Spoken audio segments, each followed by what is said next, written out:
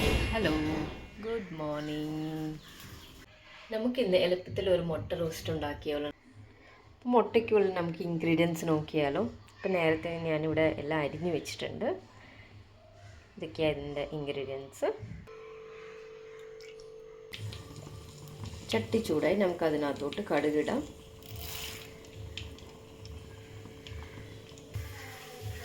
ഇനി നമുക്കതിനകത്തോട്ട് സവാള ഇടാം.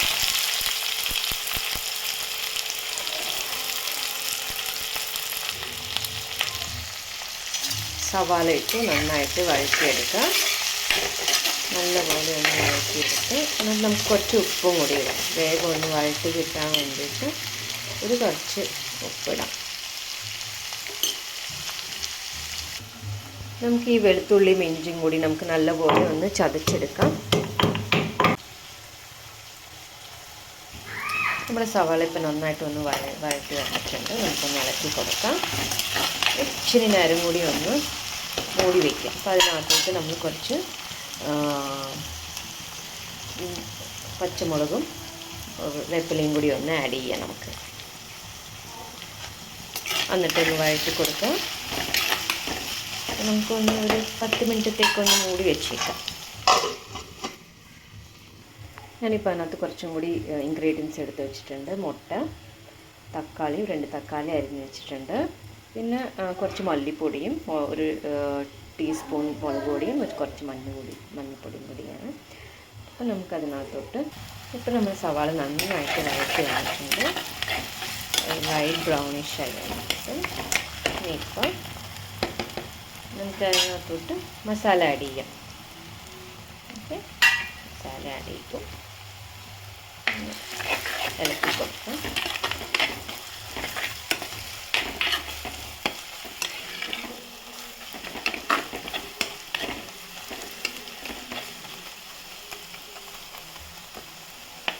നമുക്ക് അതിനകത്തോട്ട് ഇതിൻ്റെ തക്കാളിയും കൂടി ആഡ് ചെയ്ത് കൊടുക്കാം. നന്നായിട്ടൊന്ന് ഇളക്കി കൊടുക്കാം. സവാള നന്നായിട്ടൊന്ന് മൂപ്പിച്ചെടുത്താലേ ഇതിൻ്റെ ശരിക്കും നല്ലൊരു ടേസ്റ്റ് കിട്ടുള്ളൂ. നന്നായിട്ടൊന്ന് വഴറ്റി എടുക്കാം.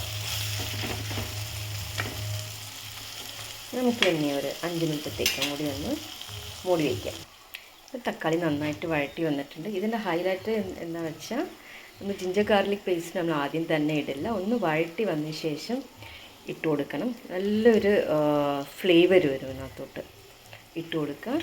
ജസ്റ്റ് ഒന്നും കൂടി വഴറ്റി കൊടുക്കാം. എന്താ പറയേണ്ടത്, ആദ്യം തന്നെ ഇട്ട് കഴിയുമ്പോൾ പെട്ടെന്ന് ഡ്രൈ ആയിപ്പോകും. അതിന് ശേഷം ഇട്ട് കഴിഞ്ഞാൽ നല്ല ഫ്ലേവർ കിട്ടും. എന്നിട്ട് ആ ഫ്ലേവർ അങ്ങനെ തന്നെ കഴിക്കുമ്പോൾ നല്ലൊരു സ്വാദുണ്ടാകും.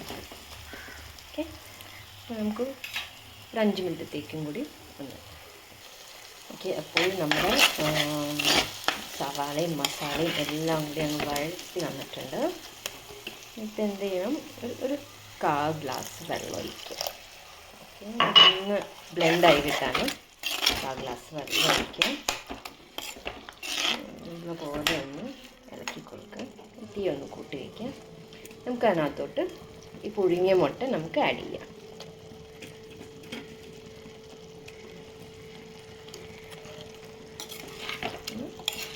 ഇളക്കി കൊടുക്കാം. 2 മിനിറ്റത്തേക്ക് നമുക്കൊന്ന് മൂടി വയ്ക്കാം. ക്ലോസ്. നമുക്ക് മൂടി തുറന്ന് നോക്കിയാലോ. നന്നായി ഇതായി വന്നിട്ടുണ്ട്. വഴറ്റി വന്നിട്ട് നമുക്ക് അവസാനം കുറച്ച് കുരുമുളക് പൊടിയും കൂടി ഒന്ന് ആഡ് ചെയ്ത് കൊടുക്കാം. ഓക്കെ, ആഡ് ചെയ്തു. അങ്ങനെ നമ്മുടെ മുട്ടക്കറി റെഡി ആയിട്ടുണ്ട്. അപ്പോൾ എല്ലാവരും ട്രൈ ചെയ്ത് നോക്കുക.